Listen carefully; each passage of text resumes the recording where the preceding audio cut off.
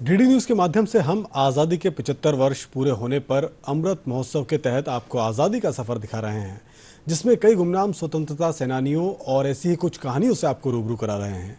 इसी कड़ी में आज देखिए वेलिक्का कथु शंकरन अच्युतानंदन भूपेश गुप्ता की स्वाधीनता संग्राम में भूमिका पर विशेष रिपोर्ट।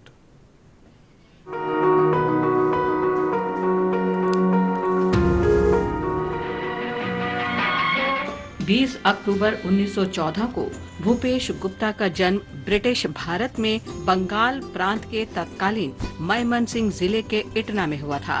उन्होंने कलकत्ता विश्वविद्यालय के स्कॉटिश चर्च कॉलेज में अध्ययन किया। वो जब स्कूल में पढ़ते थे तभी बंगाल के क्रांतिकारियों में शामिल हो गए थे।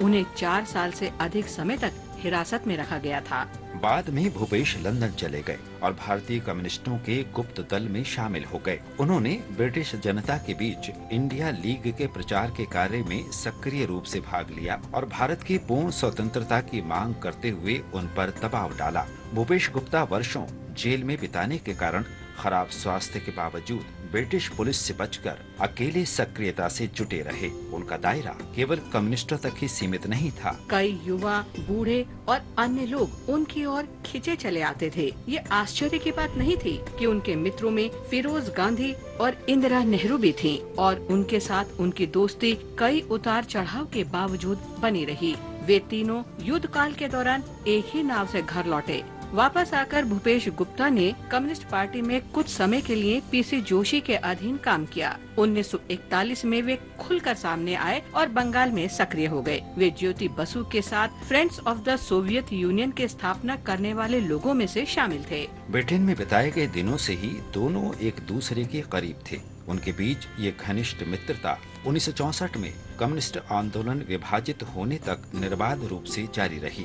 इसके बाद भूपेश ने भारतीय कम्युनिस्ट पार्टी के साथ रहने का विकल्प चुना, जबकि ज्योति बसु मार्क्सवादी कम्युनिस्ट पार्टी के नेतृत्व में शामिल हो गए। आजादी के समय तक भूपेश गुप्ता बंगाल में एक युवा लेकिन महत्वपूर्ण राजनीतिक व्यक्तित्व के रूप में उभर चुके थे।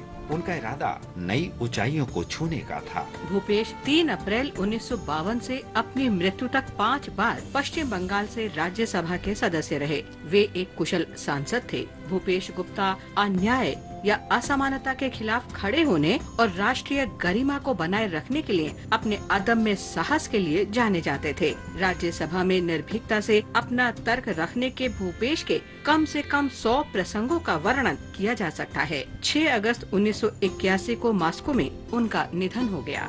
वीएस अच्युतानंदन का जन्म 20 अक्टूबर 1923 को पुन्नाप्रा अल्पुझा त्रावणकोर में शंकरन और अक्कम्मा के घर हुआ था। चूँकि उन्होंने बहुत छोटी उम्र में ही माता पिता दोनों को खो दिया था, इसलिए उन्हें 7वीं कक्षा के बाद पढ़ाई छोड़ने के लिए मजबूर होना पड़ा। उन्होंने स्वतंत्रता आंदोलन और कम्युनिस्ट आंदोलन में भाग लिया। बाद में वीएस अच्युतानंदन ने कुट्टानाडु में कृषि श्रमिकों को संगठित किया और शासकों के खिलाफ आंदोलन किया। 16 साल की उम्र में वो कॉयर फैक्ट्री श्रमिकों के एक समर्पित व्यवस्थापक बन गए। वो अपनी सादगी, समर्पण और गहन अध्ययन के लिए जाने जाते थे। त्रावणकोर के दीवान सीपी रामास्वामी अय्यर की नीतियों के खिलाफ पुन्नापरा वायलार विद्रोह में वीएस अच्युतानंदन सबसे आगे थे।